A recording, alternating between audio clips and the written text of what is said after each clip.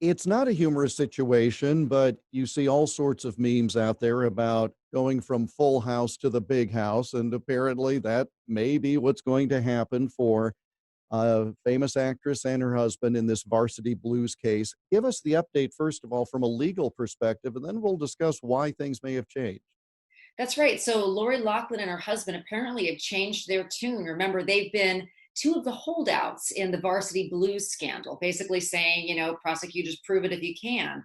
But they've now changed their tune and decided they're going to plead guilty. And in return, prosecutors are giving much more lenient sentence recommendations than otherwise they would have had after a trial had they been convicted. So remember, let's go all the way back to Felicity Huffman, the first woman to plead guilty in this particular scandal. She was sentenced to 14 days. She served 11 of them. Now, most of us wouldn't want to spend one night in jail. So before we call all of these sentences slaps on the wrist, remember that reputational damage sometimes can be even more important than how much time you actually serve in jail.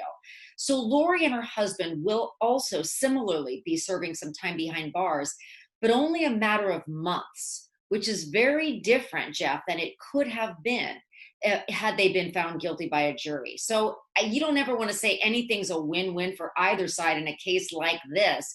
But let's just say both sides maybe are cutting a little bit of their losses and taking this plea bargain.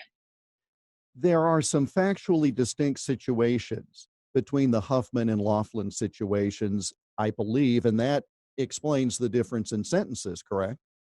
In part, for sure.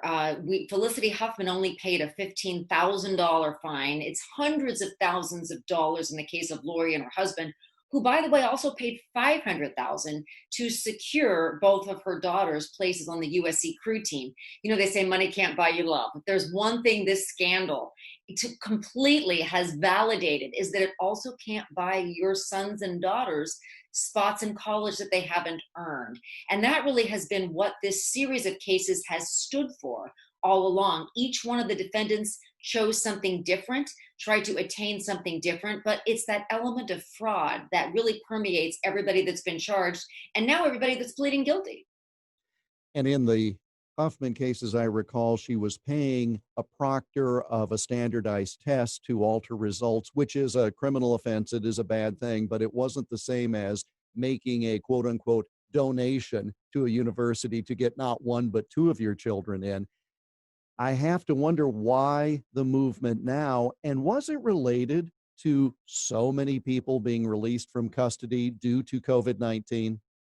Jeff, that's the question that everyone's asking is, did the fact that this plea bargain seemed perhaps more lenient than it would have been 6 months ago have anything to do with the fear that we have as prosecutors and as law enforcement professionals in subjecting inmates to a higher risk of COVID-19? If we're going to put somebody in prison, we want to protect their health and safety while they're there serving their sentence. And we've been letting so many people out of prison that are lower level offenders, including white collar offenders. Some very I'd say very notorious is I guess the word that I would use, white collar offenders over the last several weeks.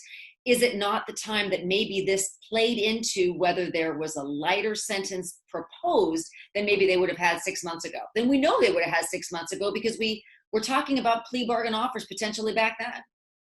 And I wonder if not an overt promise, but a very strong suggestion having been made, look, you'll get 2 months, you'll get 5 months, but whether they actually have to serve any time behind bars really is in question, is it not? Even though we're in the federal system and there's no parole and supposedly no leniency. Well, supposedly that was taken into consideration in deciding the proposed sentences. In other words, they were fashioned in a way, at least from what I'm reading, to where that couldn't be an option, where, okay, 2 months is actually 0 days because of COVID-19 kick-out orders or whatever you want to call them. So they will be serving some time behind bars, but many people believe it wouldn't be nearly the sentence they would have had this been negotiated early on, or if it had been a conviction at trial. You can imagine they'd be looking at more time then.